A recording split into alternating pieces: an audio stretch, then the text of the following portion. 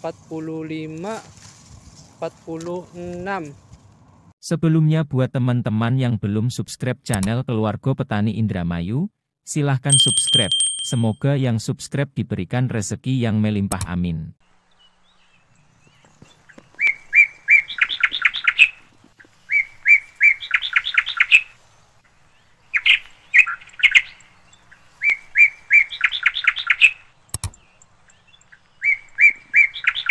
Assalamualaikum warahmatullahi wabarakatuh. Berjumpa lagi dengan channel Keluarga Petani Indramayu, channelnya Wondermayu.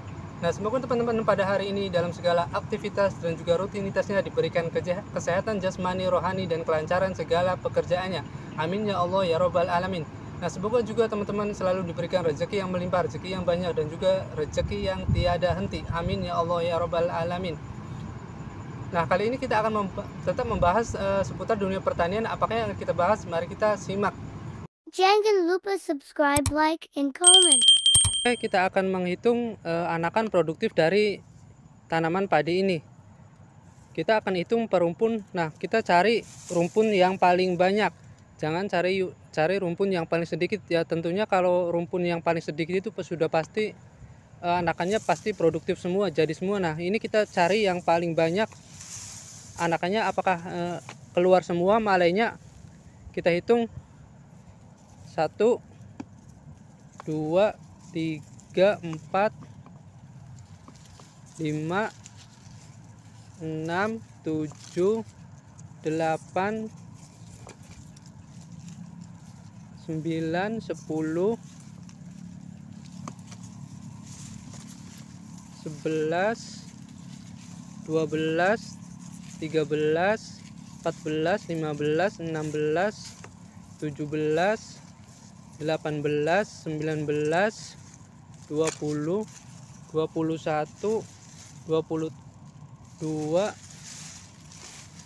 23, 24, 25, 26, 27, 28, 29, 30, 31, 32, 33, 34, 35, 36, 37, 38, 39, 40, 41, 42, 43, 44, 45, 46. Nah, ada 46 ternyata keluar malai semua. Nah, semuanya anakan produktif ini ada 46 anakan dan semuanya keluar dan jadi malai semua. Nah, ini yang kecil baru mau keluar. Ini sampai yang masih kecil juga produktif, keluar malai. Nah, apa saja nutrisi yang kita gunakan untuk memperbanyak, maksudnya untuk membuat padi ini menjadi produktif? Nah, mari kita simak nutrisi yang akan kita jelaskan berikut ini. Nah, tentunya untuk membuat tanaman padi kita menjadi produktif semua harus dibutuhkan nutrisi yang mencukupi. Nah, nutrisi apa saja yang untuk mencukupi kebutuhan tanaman padi kita ketika masa generatif untuk membuat tanaman padi kita menjadi produktif atau keluar malai semua. Nah, anakan yang banyak itu belum tentu semuanya produktif. Nah, untuk tanaman yang produktif itu kita harus membutuhkan beberapa nutrisi ataupun beberapa pupuk untuk menunjang supaya tanaman padi kita menjadi produktif. Nah, apa saja pupuk-pupuknya? Tentunya, nah, untuk pengisian bulir ini atau pengisian malai ini ataupun menjadi produktif tanaman padi kita ada setidaknya 4 tahap dalam pemupukan atau penyepraian atau pemberian nutrisi. Nah, tahap-tahap itu yang pertama adalah di masa bunting kecil atau bunting muda. Kemudian tahap yang kedua adalah di bunting tua atau bunting besar ketika malai itu sudah terbentuk. Dan kemudian yang ketiga adalah di saat padi itu keluar malai setelah selesai pembungaan. Dan tahap yang keempat adalah ketika tanaman padi itu sudah terisi merunduk tetapi belum menguning. Nah, ini adalah tahap yang terakhir, tahap keempat. Nah, apa saja pupuk yang akan kita gunakan di 4 tahap ini? Nah, berikut adalah pupuk yang kita gunakan. Kita menggunakan 2 pupuk ini, MKP dan juga KNO putih. Yang pertama adalah MKP. Nah, MKP ini adalah monokalium fosfat dengan kandungan unsur hara fosfat sebesar 52% dan juga kalium sebesar 34%.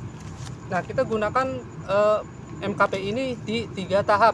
Nah, untuk dosisnya sendiri yaitu MKP ini kita bisa menggunakan 2-4 gram per liter air atau sekitar kurang lebih 3-6 sendok makan per tangki 16 liter. Nah, kita gunakan MKP ini di 3 tahap. Nah, tahap yang pertama adalah ketika bunting muda atau bunting kecil. Nah, tandanya tanaman itu ketika memasuki bunting kecil, yaitu batangnya itu dari yang tadinya lemas itu berubah perlahan menjadi keras. Nah, itu memasuki bunting kecil atau bunting muda. Nah, kita gunakan MKP ini di masa bunting kecil, dan kemudian di bunting besar atau bunting tua tahap yang kedua kita gunakan MKP lagi di masa bunting tua di tahap yang kedua. Nah, kemudian memasuki tahap ketiga ketika male itu keluar selesai masa pembungaan, male itu belum sempat merunduk. Nah, kita langsung gunakan yang KNO 3 putih kristal ini. Nah, KNO ini dengan kandungan di sini nitrogennya 14% dan juga kaliumnya 46%. Nah, ini cukup tinggi sekali, kaliumnya 46% dibandingkan dengan MKP hanya kaliumnya 34%. Nah, KNO ini sangat bagus sekali ketika masa pengisian di tahap yang ketiga. Tentunya KNO ini hanya bisa digunakan satu kali, tidak boleh berkali-kali karena ada unsur hara yaitu nitrogennya. Nah, penggunaannya sendiri untuk KNO ini kurang lebih sekitar 3-5 sendok makan per tangki 16 liter. Kemudian di tahap yang keempat, yang terakhir, ketika male itu sudah terisi penuh, kemudian merunduk tapi belum menguning. Nah, terakhir kita menggunakan MKP lagi untuk mempercepat masa panen daripada tanaman padi kita, untuk mempercepat pematangan atau pemasakan dengan menggunakan MKP lagi di tahap yang terakhir. Nah, tentunya selain pupuk-pupuk ini, alangkah baiknya dimix dengan menggunakan fungisida yang berbahan yaitu triazol, golongan triazol. Terserah teman-teman menggunakan apa saja, bisa seperti difenoconazole, tebuconazole, trizikazole ataupun pacloputrazole. Yang penting golongan triazol. Nah, untuk menangani hama sendiri tergantung di tanaman padi kita adanya hama apa. Kalau ada hama ulat, kita bisa tambahkan insektisida untuk ulat, ataupun untuk apabila ada hama wereng ataupun walang sangit, bisa kita gunakan insektisida untuk penanganan wereng ataupun walang sangit.